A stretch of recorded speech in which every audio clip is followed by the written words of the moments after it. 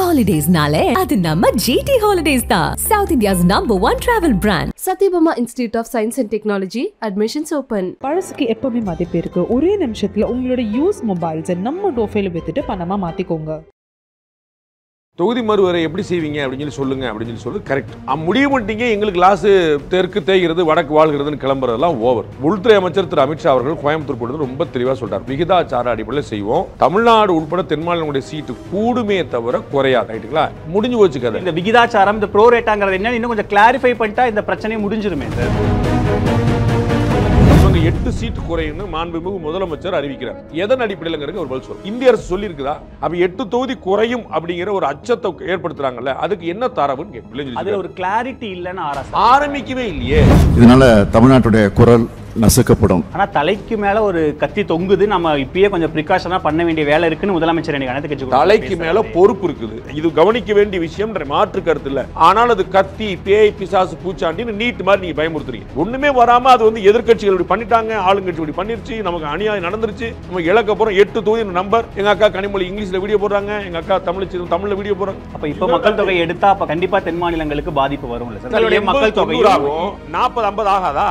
அதுதான் அங்க ஆகாதுங்கிறத முதலமைச்சர் யார் சொன்னா? என்ன ப்ரூஃப்? அதான் வசதிங்கிறது கூடணும்லங்க. 20 லட்சம் எம்எல்ஏ மக்களுக்கு ஒரு எம்பி இருந்தா எப்படிங்க பாப்பாரு, என்னங்க கேட்பாரு? எப்படி மக்களுடைய பிரச்சனை தெரியும்? தமிழ்நாட்டுல 57 கட்சி இருக்குல்ல, நீங்க சொன்னீங்க 52 பேர் கலந்துட்டாங்கல்ல, தாவேக்கா விட்டுருங்க. 57 கட்சி 10ஆம தான் நீங்க வந்திருக்கீங்களா? எதுக்கு எங்களுக்கு இன்னொரு கட்சின்னு கேக்குறேன். 4 முதலமைச்சர்களுக்கு தெரியாதா இங்க இருக்க தமிழக முதலமைச்சர்கள் அரசியல் செய்கிறார்கள். அண்ணன் விஜயிலிருந்து அத்தனை பேர் அரசியல் செய்கிறார்கள். அதான் சொல்ல அவங்களுக்கு தெரியாமலாம் கிடையாது. தொகுதி மறுவரை தொடர்பாக இன்னைக்கு அனைத்து கட்சி கூட்டம் நடந்திருக்கு. அதில் கிட்டத்தட்ட ஒரு 58 கட்சிகளுக்கு மேலே கலந்துருக்காங்க. நிறைய விஷயங்கள் அதில் பேசியிருக்காங்க. உண்மையிலேயே இந்த அனைத்து கட்சி கூட்டம் இந்த தொகுதி மறுவரை தொடர்பாக அவ்வளோ எஃபெக்டிவாக இருக்கும்னு நினைக்கிறீங்களா? அனைத்து கட்சி கூட்டங்கிறது எப்பயுமே ஒரு சம்பிரதாயம் தான். எல்லாரும் நாங்கள் வந்து யுனைட்டடாக இருக்கோம் அப்படிங்கிறத காட்டுறதுக்கு தான். வேறு அதில் எந்த பிரயோஜனமும் கிடையாது. இந்த இஷ்யூவை வந்து தமிழக அரசு கிளப்பிற்கு ரொம்ப சரி. அதில் வந்து எந்த குழப்பமும் இல்லை. அதை வந்து மக்கள் தொகை கணக்கெடுப்பு நடத்தி தொகுதி மறுவரைங்கிறது எப்படி நடக்கும் அப்படிங்கிற ஒரு கேள்வி. ஆனால் இவங்க வந்து ஒரு முன்முடிவுக்கு ஒரு யூகத்துக்கு ஜம்ப் பண்ணுறது வந்து அதீதம். அது வந்து பாலிடிக்ஸ். இப்போ வந்து தொகுதி மறுவரை எப்படி செய்வீங்க அப்படின்னு சொல்லுங்க அப்படின்னு சொல்லி கரெக்ட். முடிய மாட்டீங்க எங்களுக்கு லாஸு தெற்கு தேய்கிறது வடக்கு வாழ்கிறதுன்னு கிளம்புறதெல்லாம் ஓவர்.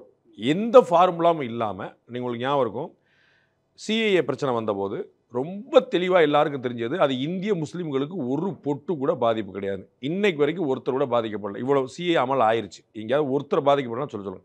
சிஏன்னு இவ்வளோ தூரம் கூப்பாடுபட்ட கட்சிகள் அதுக்கு தான் பதில் சொன்னோம். என்ஆர்சி அப்படிங்கிறது டேபிள்லேயே இல்லைன்னு ஹோம் மினிஸ்டர், ஏன் டேபிள்லேயே அப்படி ஒரு ஃபைல் இல்லைங்கன்னு சொல்லி ஆவுன்னு அதுக்கு சண்டை பண்ணாங்க. அப்படி தான் அது கொண்டு போக பார்க்குறாங்க. என்ஆர்சி பற்றி ஒரு கிளாரிட்டி வேணும், சிஏ பற்றி ஒரு உண்மை வேணும்னு சொன்னால் சரி, அதில் தப்பு கிடையாது. அதே மாதிரி தொகுதி மறுவரை எப்படி பண்ண போகிறீங்க அப்படின்னு சொல்லுங்கன்னா கரெக்ட். உள்துறை அமைச்சர் திரு அமித்ஷா அவர்கள் கோயம்புத்தூர் கொடுத்து ரொம்ப தெளிவாக சொல்கிறார். ப்ரோ ரேட்டா அடிப்படையில் நாங்கள் செய்வோம், விகிதாச்சார அடிப்படையில் செய்வோம். தமிழ்நாடு உட்பட தென் மாநிலங்களுடைய சீட்டு கூடுமே தவிர குறையாது. ரைட்டுங்களா?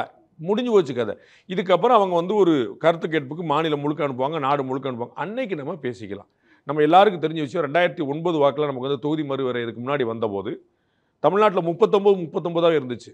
ஆனால் ஒவ்வொரு டிஸ்ட்ரிக்டும் ஒன்று தொகுதி மாதிரி இருந்துச்சு. நமக்கு புதுக்கோட்டைங்கிற தொகுதி இன்னைக்கு இல்லை. புதுக்கோட்டை மாவட்டத்தை சேர்ந்தவங்களுக்கு 6 தொகுதி சட்டமன்ற தொகுதி இருக்குது. ஆனால் பாராளுமன்றத்துக்கு அவங்க வந்து இந்த பக்கம் மதுரை, அந்த பக்கம் சிவகங்கை, அந்த பக்கம் திருச்சியில் போய் நிற்க வேண்டியிருக்கு. ரைட்? அப்போ என்ன பிரயோஜனம் அவங்களுக்கு? அப்போ இதை மாதிரி வந்து நடக்கும். அப்போ வந்து புதுக்கோட்டை போயிடுச்சுன்னு அழுகிற அவசியம் இல்லை. நாங்கள் வந்து சின்ன பிள்ளைகளாக இருக்கும்போது எங்கள் தொகுதி வந்து பாராளுமன்ற தொகுதி ஸ்ரீவில்லிபுத்தூர் பாராளுமன்ற தொகுதி, காமராஜர் போட்டியிட்ட தொகுதி, பசுமன் முத்துராமலிங்க தேவர் போட்டியிட்ட தொகுதி, ஜிடி நாயுடு போட்டியிட்ட தொகுதி, இன்னைக்கு சிறுவில்லிபுத்தூர் பாராளுமன்ற தொகுதியே கிடையாது. சிவகாசியாக இருந்துச்சு, விருதுநகராக இருந்துச்சு, இப்போ தென்காசியாக போயிடுச்சு.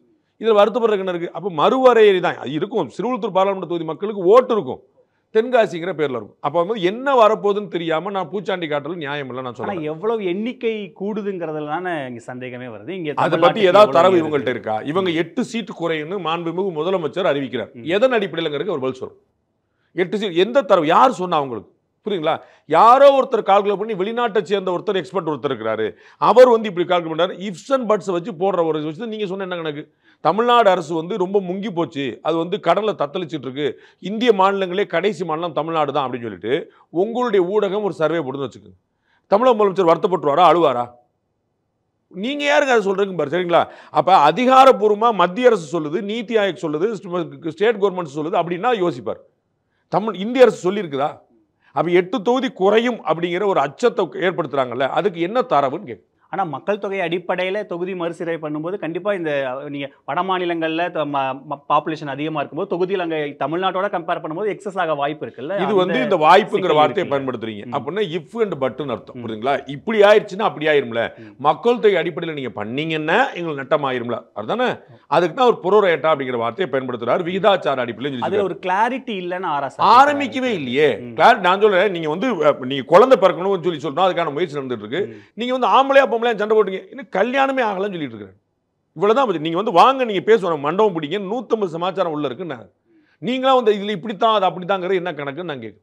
நம்ம வந்து ஒரு தெளிவு வேணும். தான் முதலமைச்சர் இந்த பிரச்சனை எழுப்பினது சரின்னு சொல்றேன், புரியுங்களா?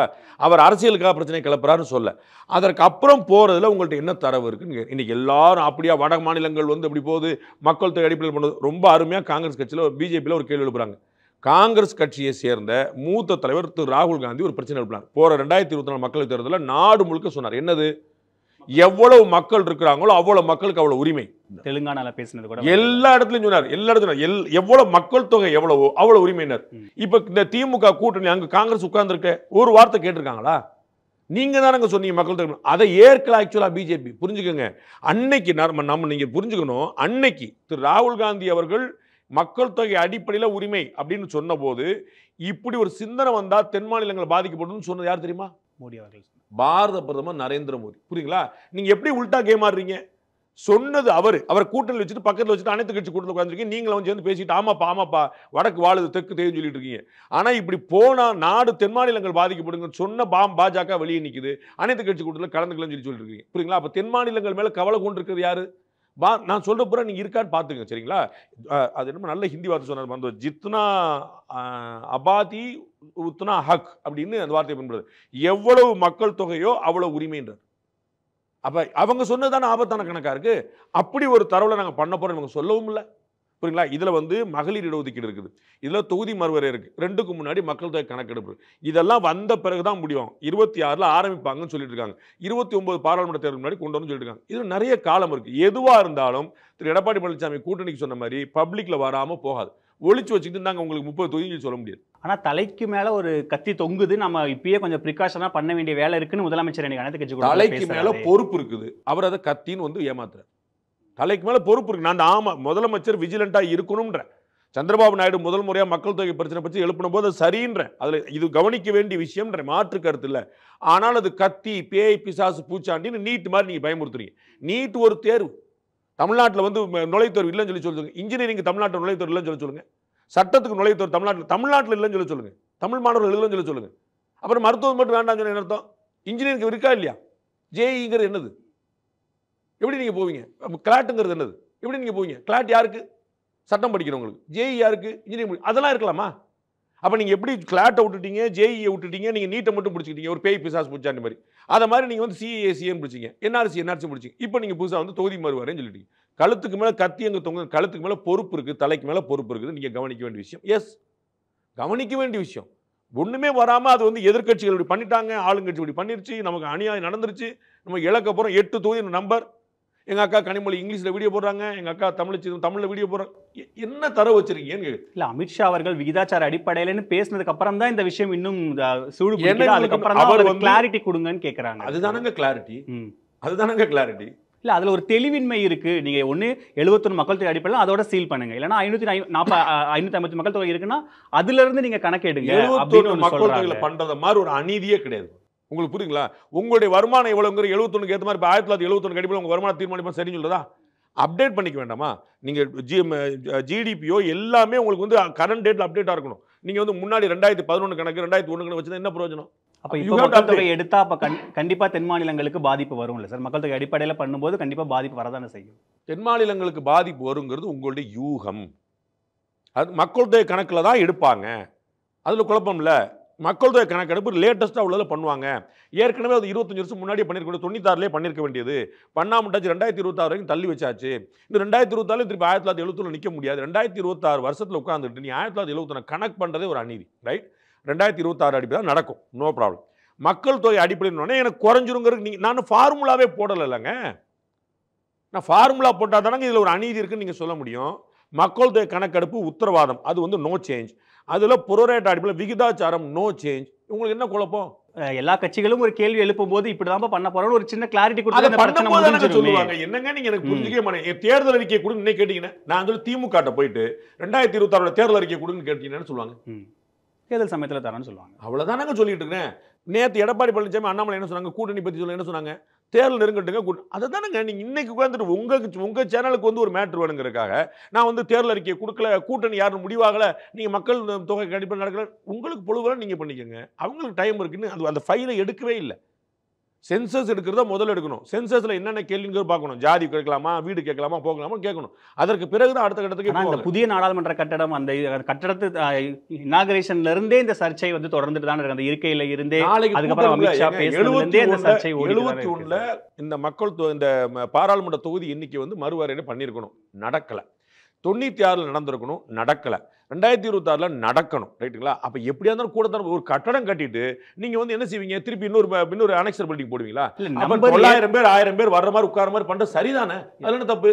நம்பர் ஏத்துறதுல பிரச்சனை இல்லை. இப்ப 80ல இருந்து 140 போச்சுன்னா 40ல இருந்து ஒரு 70 கொண்டு வாங்க. அதுதானே சரியா இருக்கும். 40ல இருந்து 40 மாட்டேன்னு உங்களுக்கு யார் சொன்னா? உங்கள்ட்ட எந்த தரவு இருக்கு? யார் சொல்லிருக்காங்க? பிரதமர் நரேந்திர மோடியில இருந்து பாஜக மாநிலத்தில் அண்ணாமலை யார் சொல்லிருக்கான்னு சொல்லுங்க. மக்கள் தொகை அடிப்படையில் எடுத்தா இப்படிதான் வரும்னு முதலமைச்சர் அறிக்கையில எழுதுறாரு. இப்படிதான் வரும்னு அது உங்க கற்பனை. நீங்க வச்சுக்கோங்க. நீங்க வச்சு பொழுது போய்கிட்டு இருங்க, அரசியல் பண்ணிட்டே இருங்க. யாருமே எதுவுமே சொல்ல இப்படிதான் பண்ண போறாங்கிறதா ஏமாற்று வேலை. நான் சொல்ல வரேன். அது என்ன தரவு இருக்குன்னு கேட்குறேன். நீங்க ஏதாவது டாக்குமெண்ட் வச்சுட்டு நீங்க சொன்னீங்கன்னா புரிஞ்சுக்கலாம். அவங்க சொல்லிட்டாங்க புரோரேட் அடிப்படையில் இருக்கும், விகிதாச்சார அடிப்படையில் எல்லாருக்கும் குருவாகும், யாருக்கும் குறையாது. 3 வார்த்தை இது வரைக்கும் மத்திய அரசு சொல்லியிருக்கு. 1 குறையாது, 2 கூடும், 3 விகிதாச்சார அடிப்படையில். உங்களுக்கு என்ன பிரச்சனை வந்துச்சு? இதுல மைனஸ் பாயிண்ட் என்ன இருக்குன்னு சொல்லுங்க. 1 இந்த மும்மொழி கொள்கை ஏமாத்த மாதிரி தான். ஏதாவது ஒரு இந்திய மொழின்னு சொன்னா இந்திய திணிக்கிறாங்க அப்படின்னு சொல்லி எல்லா இடத்துலையும் எங்களுக்கு ஹிந்தி இருக்கு, செம்மொழி இருக்கு, மும்மொழி இருக்குன்னு ஏதோ ஒன்று போட்டுக்கிட்டு இருக்கீங்க. ரைமிங்கா இருக்கு. செம்மொழி இருக்க, மும்மொழி எதுக்கு? இதுல என்ன எனக்கு புரியவே இல்லை. எனக்கு அப்பா இருக்கு, அம்மா வேண்டாம்னு சொல்லுவீங்க போல. எனக்கு ஒரு ஆள் போதும் சொல்லி என்ன எனக்கு புரியலையே. சரிங்க, தமிழ்நாட்டில இருந்து கிட்டத்தட்ட ஒரு 55 கட்சிகளுக்கு மேல இதை பத்தி பேசும்போது இங்க ஒரு இஷ்யூவா இருக்கும்போது ஒரு மத்திய அரசுல இருந்து ஒரு கிளாரிட்டி கொடுக்கறதுல என்ன கட்சியிலையும் கேளுங்க சார். ஒரு கேள்வி கேளுங்க, என்ன தரவு இருக்குன்னு கேளுங்க. வேற எதுவுமே கேட்க வேண்டாம். உங்களுக்கு புரியுங்களா? திமுக அரசு ஊழல் அரசு அப்படின்னு ஒருத்தர் சொன்னாருன்னு எதன் அடிப்படையில் சொல்லணுமா இல்லையா? சொல்லணுமா? சும்மா போயிட்டு போயிடலாமா? சொல்லணும். அவ்வளவுதான் நான் சொல்ல வரேன். மத்திய அரசு வஞ்சிக்கிறது. ரைட். எதன் அடிப்படையில்? இவ்வளவுதான கேள்வி. எளிமையா திமுகவுக்கோ திமுக கூட்டணி கட்சிகளுக்கோ நீங்க சொல்ற மாதிரி ஒரு அரசியல் உள்நோக்கம் யாரா இருந்தா எனக்கு என்ன சார்? விஜய் எனக்கு என்ன சார் பிரச்சனை? எனக்கு யாரா இருந்தா என்ன சார்? நான் திமுக கூட்டணிக்கு எதிராக நினைக்கிறேன். நீங்க நினைச்சிட்டு இருக்கீங்க நான் அது பண்ருட்டி வேல்முருகன் இருக்கட்டும், விஜய் இருக்கட்டும், கமலஹாசன் யாரா இருந்தா இருக்கட்டும், அவங்களுக்கு என்ன தரவுன்னு நான் கேட்கிறேன். இல்ல, இந்த சமயத்துல இந்த கூட்டம் ரொம்ப முக்கியமானது, அவசியமானது, ரொம்ப முக்கியத்துவம் வாய்ந்த கூட்டம்னு அன்புமணி பதிவு பண்றாங்க போது அதனுடைய சீரியஸ்னஸ் தமிழக கட்சிகள் உணர்ந்திருக்க மாதிரி பாஜகவோ டெல்லி தலைமையோ உணரலையா? நானும் முக்கியமான கூட்டம் தான் சொன்னேன். நான் முதல் வரி என்ன சொன்னேன்? ஃபர்ஸ்ட் லைன் சொல்லிருக்கேன். நான் அவசியம் நீங்க 15 கேள்வி கேட்ட அப்புறம் இருக்கட்டும் நான் சொல்ல முதல் வார்த்தை I also say yes. Vigilance இருக்கணும்ன்ற, கவனம் இருக்கணும், சூப்பர்வைஸ் பண்ணணும். ஆமா, ஆனா ஏமாத்திடுவாங்க, இழப்பு, வஞ்சிக்கப்படுது, மோசடி, 8 சீட், இது எங்க தரவு இருக்கு? இவ்வளவுதான் நான் கேட்கிறேன். சரி, இப்போ இருக்கிற தமிழ்நாட்டில் மக்கள் தொகை அடிப்படையில் 40 சீட்டு, இன்னைக்கு யூபியில் இருக்கிறது 80 சீட்டு. ஸோ மக்கள் தொகை அடிப்படையில் நீங்க இது பண்ணும்போது தென் மாநிலங்களுடைய மக்கள் தொகை 40-50 ஆகாதா? அதுதான் அங்க ஆகாதுங்கிறதா முதலமைச்சர் யார் சொன்னா? என்ன ப்ரூஃப்? அதான் ஒரே கேள்வி. எத்தனை என்ன கேட்க சொல்றீங்க? யூகத்துல சொல்லிட்டு இருக்கீங்க. எதன் அடிப்படையில் 8 சீட்டு குறையும் சொன்னார்ல முதலமைச்சர்? எதன் அடிப்படையில் கேளுங்களேன். யாரா கேட்க மாட்டீங்களா? இந்த 58 கட்சிக்காரங்கள்ட்ட கேளுங்களேன். இந்த விகிதாச்சாரம், இந்த ப்ரோரேட்டாங்கிறது என்ன இன்னும் கொஞ்சம் கிளாரிஃபை பண்ணிட்டா இந்த பிரச்சனை முடிஞ்சிருமே சார். மத்திய அரசு கொடுத்துட்டா முடிஞ்சிரும். நான் பதில் சொல்றேன். அவங்க வந்து இது வரும்போது தெளிவா சொல்லிடுவாங்க. தேசிய கல்விக் கொள்கைன்னு வந்த பிறகுதான் நீங்க பேசுனீங்க. கல்விக் கொள்கை வராம கருத்து கேட்டு நடக்கும்போது திணிப்பு தான் வந்த பிறகு நீங்க திணிப்பு சொல்லி போய் சொல்லிட்டு இருக்கீங்கன்னு வச்சுங்க. That separate case. இன்னைக்கு உங்க கையில இருக்கிற தேசிய கல்விக் கொள்கை என்னென்ன, அதுல உங்களுக்கு என்ன பிடிக்கல நீங்க சொல்லலாம். தேசிய கல்வி இன்னொரு விஷயம், தேசிய கல்விக் கொள்கை எதுக்கு நீங்க அட்டாக் கேளுங்களேன். பொய், பூரா பொய், ஒரு வார்த்தை உண்மையில். ஹிந்தி திணிக்கிறாங்க. நேற்று வந்து சிஆர் கேசவன் ராஜபாலாச்சாரியோடைய பேரன் சொல்லியிருக்காரு, ஹிந்திங்கிறத மொத்த கல்விக்குள்ள ஒரு தடவை தான் இருக்கு. அதை விட்டு தென் மாநில மொழியில் எல்லாமே 3 நாள் தடவை, தமிழை பத்தி, தெலுங்கை பத்தி, மலையாளத்துக்கு 3 நாள் தடவை சொல்லியிருக்காங்க. அதுல நீங்க தேசிய கல்விகள் சொல்லப்பட்டிருக்க விஷயம், திணிக்கப்பட்டிருக்க விஷயம் தெரியுமா? தாய்மொழி கல்வி. தமிழ்நாட்டில் தாய்மொழி கல்வி இருக்கான்னு சொல்லுங்க. அப்ப உண்மை என்ன? நீங்க மிகப்படுத்துறது என்ன? அண்ணன் விஜய் வந்து சொல்லியிருக்காரு, இந்த மாதிரி பார்லிமெண்ட்ல வந்து பிரதமரை கேள்வி கேட்கக்கூடிய ஒரு பழக்கம் இருக்குது. பிரிட்டிஷ் பார்லிமெண்ட் பார்த்து கொண்டு வந்திருக்கோம். பிரிட்டிஷ் பார்லிமெண்ட், இந்திய பார்லிமெண்ட் அப்படி இல்லை. நீங்க அம்பேத்கர் கேள்வி கேட்கிறீங்களா? அதை கொண்டு வந்தது யாரு? பிரிட்டிஷ் பார்லிமெண்ட் இருந்துச்சுங்க. அதுக்கு ஏத்த மாதிரி இந்தியாவில் மாத்தினது யாரு? என்னங்க நீங்க பாராட்டும் போல அம்பேத்கர் சொல்லுவீங்க, திட்டம் போல மோடி சொல்லுவீங்களா? அம்பேத்கர் கொண்டு வந்த அரசமைப்பு தானங்க இருக்கு. மோடி ஏதாவது மாத்திட்டாரா? விஜயோட அறிக்கையிலேயே இப்ப இருக்கிற 543 இருக்கட்டுமே, இப்ப என்ன கெட்டு போச்சு? இப்ப எம்பிக்கள் எம்எல்ஏக்கள் எண்ணிக்கை வந்து கூடுறதுனால என்ன ஆயிட போது? மக்கள் பிரச்சனை பேசுவோமே. இது வந்து இதுதான் அறியாமையுடைய உச்சகட்ட வெளிப்பாடு. சேலத்துக்கு ஒரு ரோடு இருக்கு, இன்னொரு ரோடு எதுக்குன்னு அண்ணன் சீமார் கேட்டார்ல, இது மாதிரி தான். புரியுங்களா? உங்களுக்கு 10,000 சம்பளம் வரல, எதுக்கு 12,000? அடுத்த மாசம் நீங்க இன்கிரிமெண்ட் ஏற்கனவே சம்பளம் வாங்கிட்டு இருக்கீங்க, உனக்கு எதுக்கு இன்கிரிமெண்ட் கேட்டான்னு சொல்லுவீங்க? எவ்வளவு இருந்தாலும் கூட வேணும். வசதிங்கிறது கூடணும் இல்லைங்க. 20 லட்சம் எம்எல்ஏ மக்களுக்கு ஒரு எம்பி இருந்தா எப்படிங்க பாப்பாரு, என்னங்க கேட்பாரு? எப்படி மக்களுடைய பிரச்சனை தெரியும்? எதுக்கு நீங்க மாவட்டங்களை பிரிக்கிறீங்க? தமிழ்நாட்டில் எவ்வளவு மாவட்டம் இருக்கு? நிர்வாக வசதிக்காக. இப்ப தமிழ்நாட்டில் எவ்வளவு மாவட்டம் இருக்கு? எதுக்கு? நிர்வாக வசதிக்காக இன்னும் கொஞ்சம் அரசோட சலுகைகளை கொண்டு போய் சேர்க்கறதுக்காக பிரிக்கிறாங்க. அப்ப மாவட்ட எண்ணிக்கை கூடுது, கலெக்டர் எண்ணிக்கை கூடுது, என்ன பிரயோஜனம்? மாநிலங்கள் எதுக்கு பிரிக்கிறீங்க? உத்தரப்பிரதேச பிரிக்க பத்தி பேசிட்டு இருக்காங்க. 4 மாநிலம் பிரிக்கின்றாங்க, மத்திய பிரதேச பிரிக்கின்றாங்க. ஏற்கனவே சத்தீஸ்கர், ஜார்க்கண்ட், உத்தரகாண்ட் பிரிஞ்சது. தெலுங்கானா எதுக்கு பிரிஞ்சது? என்ன நீங்க ரொம்ப புத்திசாலித்தனமா ஏற்கனவே 540 நல்லா தானே இருக்கு. இது என்ன ராசி நம்பரா? அதையே தொடரட்டும், இல்லைன்னா அது 71 அடிப்படையில் பண்ணுங்க அப்படின்னு அந்த 2 பாயிண்ட் அவங்க. அதுதாங்க 543 அடிப்படையில் தொடரணும். உங்களுக்கு எதுக்கு? நாங்க தமிழ்நாட்டில் 58 கட்சி இருக்கு, எதுக்கு எங்களுக்கு தாவேக்கா? தமிழ்நாட்டில் 57 கட்சி இருக்குல்ல, நீங்க சொன்னீங்க 52 பேர் கலந்துக்கிட்டாங்கல்ல, தாவேக்கா விட்டுருங்க. 57 கட்சி 10ஆம தான் நீங்க வந்திருக்கீங்களா? எதுக்கு எங்களுக்கு இன்னொரு கட்சின்னு கேட்கிறேன். நாங்க வந்து சிவன் ஒண்ணு கிடக்குல்ல, அதுதான் சொல்லிட்டு இருக்கேன். மக்களுக்கு தேவைன்னா வந்து எவ்வளவு குறைவான மக்கள்கிட்ட கொடுக்கணுமோ எவ்வளவு மைக்ரோ மேனேஜ்மெண்ட் பத்தி பேசிட்டு இருக்காங்க. அவருடைய கட்சியில் எத்தனை மாவட்டம் இருக்கு? 120 மாவட்டமா பிரிச்சு. என்னத்துக்கு? தமிழ்நாட்டில் 38 மாவட்டம் வருவாய் மாவட்டம். அவர் எதுக்கு 128 மாவட்டம் வச்சிருக்காரு? 2 சட்டமன்ற தொகுதிக்கு ஒரு மாவட்டம் வச்சிருக்காரு. எதுக்கு வச்சிருக்காரு? அவர் 1971 மக்கள் தொகை அடிப்படையில் வச்சுக்க வேண்டியதானே? இல்லாட்டி தமிழ்நாடு சட்டமன்ற தொகுதி அடிப்படையில் வச்சுக்க வேண்டியதானே? இல்ல வருவாய் மாவட்ட அடிப்படையில் அவர் சொல்றது எதுக்கு 120 வச்சிருக்காரு? அது அவருடைய கட்சி, அவருடைய நிர்வாக வசதி. Micro management. அவருடைய கட்சி அவர் சொல்லியும் இல்ல, மைக்ரோ. அவர் 2 எம்எல்ஏக்கு ஒரு மாவட்டம் பிரிச்சிருக்கிறார்.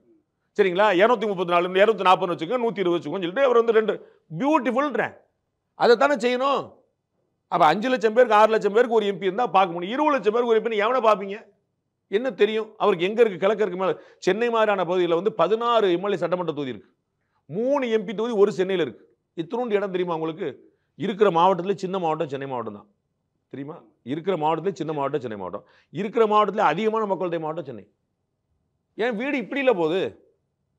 புரியுதா? அப்ப எதுக்கு சென்னைக்கு எதுக்கு 16 எம்எல்ஏன்னு கேட்பீங்களா? சென்னைக்கு எதுக்கு 3 எம்பி? மத்திய சென்னை, தென் சென்னை, வட சென்னை எதுக்குன்னு கேட்பீங்களா?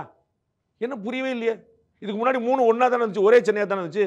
எதுக்கு தாம்பரம் செக்ரட்டரியேட் பிரிச்சிங்க? எதுக்கு ஆவடி மாநகராட்சி பிரிச்சிங்க? ஒன்னா சென்னை மாநகராட்சி இருந்துட்டு போயிட வேண்டியதானே? எந்த விதமான மக்களுடைய தொலைநோக்கு பார்வை இல்லாமல் நிர்வாகத்தை பத்தி எதுவும் தெரியாம சும்மா நான் தான் சொன்னேன். சேலத்துக்கு ஏற்கனவே ரோடு இருக்கு, இன்னொரு ரோடு எதுக்கு கேட்ட மாதிரி. ஏற்கனவே விமான நிலையம் இருக்கு, இன்னொரு விமான நிலையம் எதுக்கு? இதை மாதிரி ஆட்களை வச்சு என்ன சொல்றீங்க? இவங்களை தான் நீங்க நம்பி மக்கள் தான் கொடுத்து நீங்க எல்லாம் கொண்டு வர போறீங்க. சரி, இப்போ தமிழ்நாட்டில் மட்டும் இல்லை, ஈவன் அமித்ஷா பேச்சுக்கு சித்தராமையாவுமே அவர்கிட்ட ஒரு டேட்டா இல்லாம பேசுறாரு. இன்னொரு மாநிலத்தோட முதலமைச்சர் பேசுறாரு. சந்திரபாபு நாயுடுவும் சித்தராமையா எந்த வகையில ஸ்டாலினோட பெரியவர்? எந்த வகையில நான் வந்து ஸ்டாலின் கொடுக்காத முக்கியத்துவம் அவர் கொடுப்பேன்னு நினைக்கிறீங்க? இல்ல, அவர் இன்னொரு மாநில முதலமைச்சர். நான் இது மாநில பிரச்சனையே கிடையாது, தேசிய பிரச்சனைங்க. அவர் தென்னிந்தியா முழுக்க அவர் கோட் பண்ணி சொல்றாரு. இது மாநில பிரச்சனை, தேசிய பிரச்சனை, தமிழ்நாட்டுக்கு பிரச்சனை இல்ல. நான் வந்து ஸ்டாலின் பேச்சுக்கு கொடுக்காத முக்கியத்துவம் சித்தராமையா பேச்சு எப்படி கொடுத்துருவேன்னு நினைக்கிறீங்க? இல்ல, நான் என்ன சொல்றேன்னா, அவர் வந்து ஒரு மாநிலத்தோட முதலமைச்சர். எங்க மாநிலத்துக்கு இந்த சிக்கல் வருது. எங்க மாநிலத்து முதலமைச்சர் தான் நான் பேசிட்டு இருக்கேன். ஸ்டாலின் யாருங்க? எங்க மாநில முதலமைச்சருங்க. தென் மாநில முதலமைச்சர்கள்லாம் இப்படி ஒரே குரல் கொடுக்கும்போது மத்திய அரசு இல்ல இல்லப்பா உங்களுக்கு பிரச்சனை வராதுப்பா ஒரே அப்படின்னு ஒரு சொல்லிட்டாங்களே, புரிஞ்சிருமே. சொல்லிட்டாங்களே. இல்ல, அதுல ஒரு தெளிவான கிளாரிட்டி இல்லன்னு தானே இவங்க எல்லாரும் திரும்ப திரும்ப கேட்டுட்டே இருக்காங்க. மத்திய அரசு 3 வார்த்தை சொல்லிருச்சு. 3லயே உங்களுக்கு எது நெகட்டிவா இருக்கு? நீங்க ஒன்னு சொன்னீங்கன்னா அதுக்கு என்ன ப்ரூஃப்? இல்ல, அவங்க இந்த 3மே எனக்கு புரியல, நீங்க இன்னும் கொஞ்சம் கிளாரிட்டி கொடுங்க இந்த 3லன்னு எல்லாரும் கேட்கும்போது நமக்கு வரும்போதானங்க சொல்லுவாங்க. வரும்போதானங்க சொல்லுவாங்க. ககன்யானுக்கு நீங்க எப்படி அனுப்புவீங்கன்னு இருங்க, டெஸ்ட் தான் பண்ணுங்க. அனுப்பும்போது சொல்றேங்கன்னு சொல்லுவோம்லங்க. நீ ககன்யான் எப்படி நடத்துவாங்க? இப்படி ஆள் அனுப்புவாங்க, போவாங்க, சூரியனுக்கு அனுப்புவாங்க சொல்லுவாங்க. பண்ணப்பறம் தானங்க தெரியும். அவங்களுக்கு முன்னாடி 100 ட்ரையல் பண்ண வேண்டியிருக்குல்ல.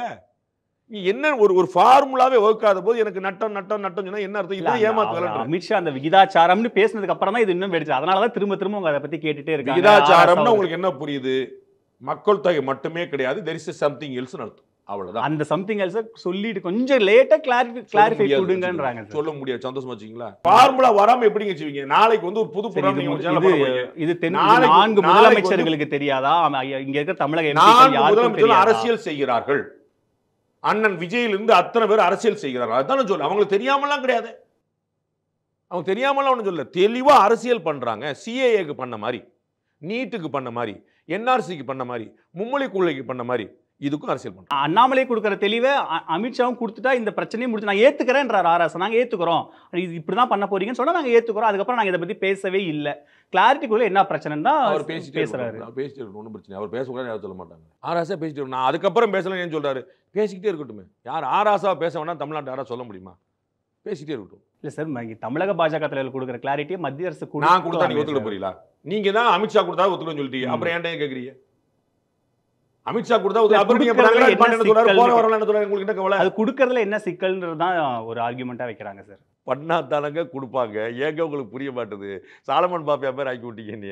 இதுல இன்னொரு ஆர்குமெண்ட் என்ன வைக்கிறாங்கன்னா, இன்னொரு 20 வருஷம் எக்ஸ்டெண்ட் பண்ணலாமே, இப்ப என்ன ஆயிட போகுது, 2050 பண்ணிக்கலாமே அப்படின்னு ஒரு ஆர்குமெண்ட் சொல்றாங்க. பதில் சொல்லிட்டு நீங்க ஒரு 40 கோடி 60 கோடி மக்கள் தொகை இருக்கும்போது உள்ளதும் 140 கோடி மக்கள் தொகை இருக்கும்போது ஒரே விஷயம் பேசிட்டு இருந்தீங்கன்னா there is no meaning. ISRO வந்து ராக்கெட் ஏவுதலை வந்து ஸ்ரீஹரிகோட்டால இருக்குது. எதுக்காக நமக்கு வந்து இங்கே தென் மாவட்டங்களில் தூத்துக்குடி பக்கத்தில் ரெடி பண்ணிட்டு இருக்காங்க? அங்கே தான் ஒன்று இருக்குங்களேன்னு சொல்லுவீங்களா? பாரிஸ் கார்னரில் பஸ் ஸ்டாண்ட் இருந்துச்சு, அப்போலாம் நீங்கள் பிறந்திருக்கவே மாட்டீங்க, ரைட்? அப்புறம் எதுக்கு கோயம்பேடு கொண்டு வந்தாங்க? கோயம்பேடில் இன்றைக்கி ஒரு பஸ் ஸ்டாண்ட் இருக்குது, எதுக்கு கிளாம்பாக்கம் கொண்டு வந்தாங்க? ஏதாவது கொஞ்சம் யோசிக்கிறீங்களா யாராவது? கோயம்பேடில் பஸ் ஸ்டாண்ட் இருக்க, எதுக்கு உனக்கு கிளாம்பாக்கம் சொல்லுவீங்களா? எனக்கு புரியவே மாட்டுது உங்கள் கேள்வியில். பாரிஸ் பத்தலை, கோயம்பேடு வந்துச்சு. கோயம்பேடு பத்தலை, கிளாம்பாக்கம் வருது. இவ்வளவுதான். நன்றி சார். நேரத்தை எங்களோட செலவழிச்சதுக்கு ரொம்ப நன்றி. ஹாலிடேஸ்னாலே அது நம்ம ஜிடி ஹாலிடேஸ் தான். South India's number 1 travel brand. Satyabama Institute of Science and Technology. Admissions open. பழசுக்கு எப்பவுமே மதிப்பு இருக்கு. ஒரே நிமிஷத்துல உங்களோட யூஸ் மொபைல்ஸை நம்ம டோஃபைல வித்துட்டு பணமா மாத்திக்கோங்க.